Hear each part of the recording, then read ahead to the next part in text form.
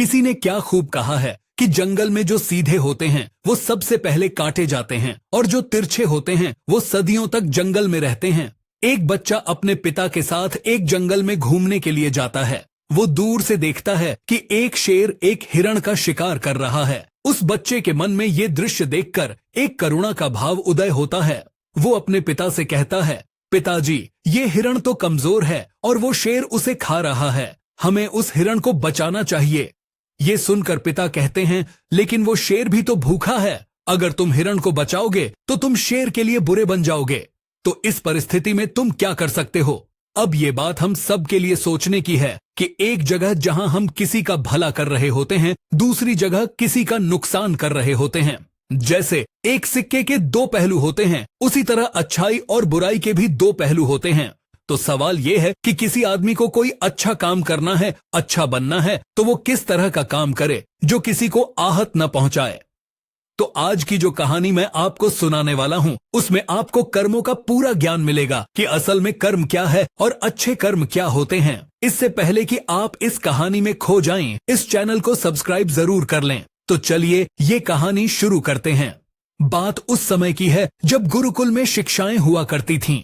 मतलब गुरुकुल में बच्चे सीखने के लिए जाते थे, वहीं पर रहते थे, वहीं पर प्रकृति का आनंद लेते थे और वहीं पर अपनी शिक्षाएं ग्रहण करते थे। ऐसे ही वेणुवन गांव का मोहन नाम का युवक गुरुकुल में पढ़ाई करने के लिए जाता है। उसके माता पिता उसे बचपन में ही उस गुरुकुल में भेज देते हैं। गुरुकुल में जाने के बाद बहुत सालों तक वो अपने सहपाठियों के साथ बहुत अच्छी शिक्षाएं ग्रहण करता है। उसे वहां पर जीवन के सिद्धांत सिखाए जाते हैं। उनमें से एक सिद्धांत ये सिखाया जाता है कि हमेशा भलाई का काम करो, अच्छा काम करो, सबकी मदद करो। ये ज्ञान मोहन के दिमाग में बहुत गहरे से बैठ गया था। इसीलिए जब वो वापस गुरुकुल से अपनी शिक्षा ग्रहण करके आया तो वो अपने गांव में सबकी मदद करता था, हर किसी का काम करता था। कोई भी युवक उससे कोई काम करने के लिए कहता तो वो मना नहीं करता था। लेकिन जैसे जैसे समय बीतता गया, एक दिन उसने अपने कानों से छुपकर सुना कि गांव के कुछ युवक उसका मजाक बना रहे हैं। वो सब कह रहे थे कि वो तो फायदा उठाने के लिए है, उसके तो मजे लो, उसका लाभ उठाओ। जितना हो सके वो किसी के काम को मना नहीं करता। वो दूसरों का काम करने के लिए अपना काम भी देता है। बताओ कितना मूर्ख है। ये सुनने के बाद मोहन के कानों में खून उतर आया। वो निष्पक्ष भाव से सबकी मदद करता था, सच्चे दिल से करता था। लेकिन बदले में उसे क्या मिला, ये सुनकर उसका दिल सहम गया और उसने मन ही मन में निश्चय किया कि आज के बाद वो किसी की भी मदद नहीं करेगा। अब मोहन गांव का ऐसा युवक बन चुका था जो किसी की मदद नहीं करता था। चाहे कोई कितनी भी परेशानी में क्यों ना हो, मोहन को कोई फर्क नहीं था। मोहन का ये बदलाव देखकर सब गांव वाले आश्चर्यचकित रह गए। कल तक जो दया का सागर था, इतना दयालु था, कुछ ही समय में इतना निर्दय बन गया। ये देखकर मोहन के माता पिता को भी उसकी बहुत चिंता हुई। उन्होंने अपने बेटे से पूछा, बेटा, ऐसी क्या बात हो गई है, तुम इतना क्यों बदल गए हो? तो मोहन ने कहा, हां, इस जमाने में किसी की भलाई करके कुछ हासिल नहीं होता। ये बात मैं महसूस कर चुका हूं। मैंने जीवन में जितनी भी गुरुकुल से शिक्षाएं ग्रहण की, वो सारी शिक्षाएं बेकार चली गईं, वो व्यर्थ हो गईं, क्योंकि ये संसार किसी का नहीं है। यहां सच्चे दिल से कोई किसी की मदद करता है, उसे बेवकूफ समझा जाता है। ये कहते कहते मोहन वहीं पर रोने लगा और इसके बाद मोहन बहुत परेशान रहने लगा। उसके माता पिता पहले वाला मोहन चाहते थे, वो वही मोहन चाहते थे जो सब लोगों की मदद करता था। लेकिन उनका बेटा कहीं दूर निकल चुका था। दिन ब दिन हालत और भी गंभीर होती गई। एक दिन उनके माता पिता को पता चला कि गांव में एक बौद्ध भिक्षु आया हुआ है और वो मानव स्वभाव के बारे में बहुत सारी बातें बता सकता है। इसीलिए मोहन के माता पिता मोहन को लेकर उस बौद्ध भिक्षु के पास पहुंचते हैं। जब वो उस गांव में घुसते हैं तो एक औरत एक बौद्ध भिक्षु को बहुत जलाकटा सुना रही थी। वो उसे कह रही थी, इनको शर्म नहीं आती, भीख मांगने के लिए आ जाते हैं, सुबह सुबह अपना काम तो नहीं करते पर आकर हो जाते हैं और पता नहीं ऐसी क्या क्या बातें हैं। लेकिन ये बौद्ध भिक्षु तो भिक्षा मांगकर ही खाते हैं, उन्हें तो सब कुछ सहना है। इसीलिए वो बौद्ध भिक्षु एकदम शांत था। उसमें क्रोध का भाव तिनका मात्र भी नहीं था। और जब उस भिक्षु को उस घर से भिक्षा नहीं मिली तो वो दूसरे घरों की तरफ निकल गया। ये सारा दृश्य मोहन भी देख रहा था।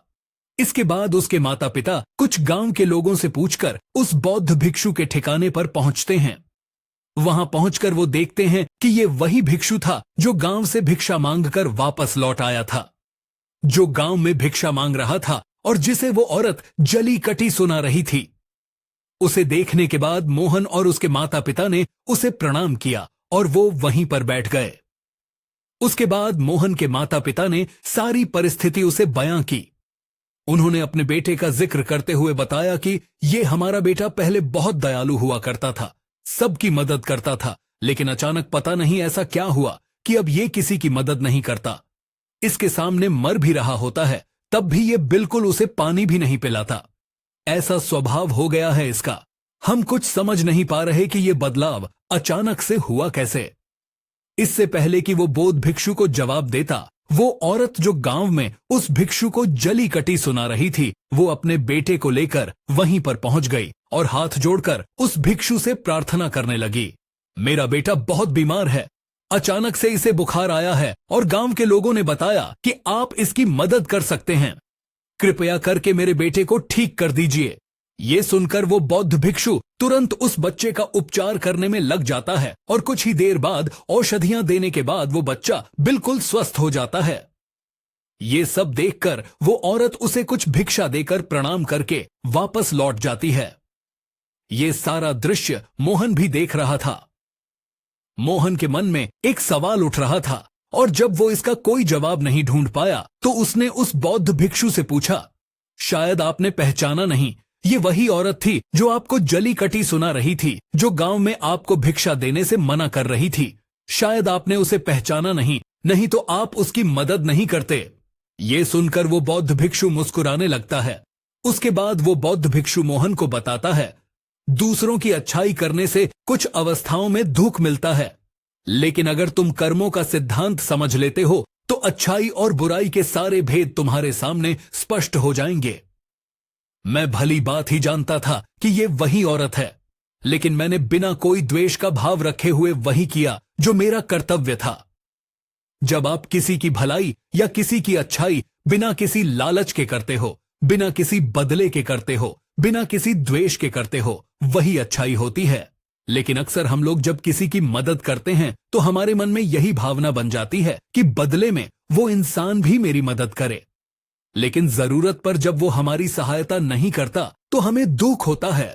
इसलिए किसी भी इंसान के साथ बिना कुछ पाने के भाव से उसका भला करो और उतना ही भला करो जितना तुम्हारा सामर्थ्य हो, मतलब तुम्हारी आर्थिक और शारीरिक क्षमता के हिसाब से, ताकि कल को अगर वो इंसान तुम्हारे साथ पूरा व्यवहार भी करे तो तुम्हें उसका खेद ना हो, उसका पश्चाताप ना हो कि मैंने तो इसके लिए इतना कुछ कर दिया और ये मेरे साथ अब ऐसा व्यवहार कर रहा है।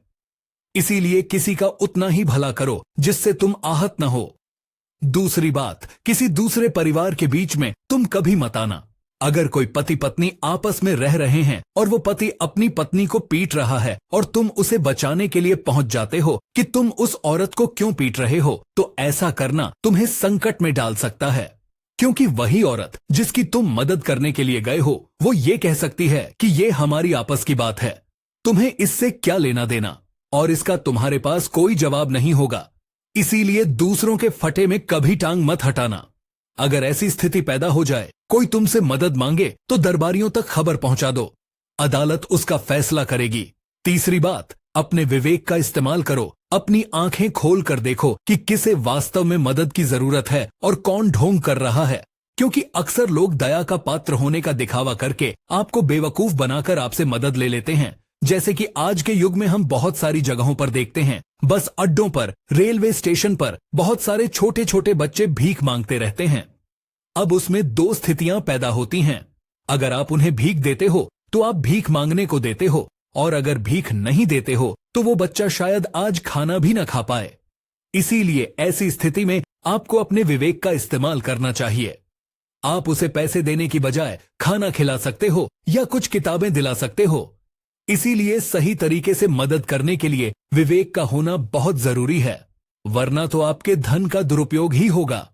और एक बात जो समझने की है कि किसी की भलाई करनी है तो खुद की भलाई करो, क्योंकि अगर तुम खुद जीवंत हो गए, अगर तुम खुद बदल गए तो पूरा जमाना अपने आप ही बदल जाएगा। इसीलिए कहीं आपने अपने मन में ये भ्रम तो नहीं बना रखा है कि मैं तो अच्छा इंसान हूं और मैं दूसरों की मदद करता हूं, तो वो तुम्हारा अहंकार का रूप है। इंसान कभी भी आखिर तक पूर्ण नहीं होता और जो अपने आप को पूर्ण समझ रहा है वो धोखे में है। इसीलिए दूसरों को बदलने की बजाय खुद को बदलने पर ध्यान दो, और इसके लिए आपको में भी अकेला रहना सीखना होगा। आप सबके साथ हैं, सब में उपस्थित हैं, लेकिन अंदर से आप एकांत हैं, अंदर से आप शांत हैं, अंदर से आप मौन हैं। जब आप अपने एकांत को देख लेते हैं तो आपकी अंत यात्रा चालू हो जाती है। अपने अंदर के एकांत का आनंद उठाने के लिए आपको ध्यान में उतरना होगा।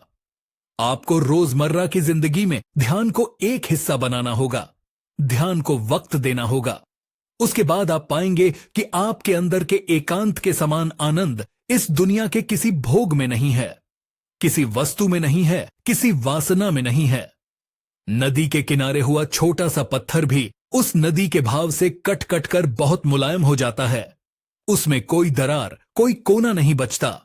उसी तरह ध्यान के निरंतर भाव में बहने से उसी तरह निर्मल हो जाता है, जिसके बाद हम किसी भी को महसूस कर सकते हैं, जिसके बाद हम वर्तमान का मतलब समझते हैं, जिसके बाद हमारे अंदर करुणा का उदय होता है। वो करुणा जो किसी विषय वस्तु से नहीं हुई।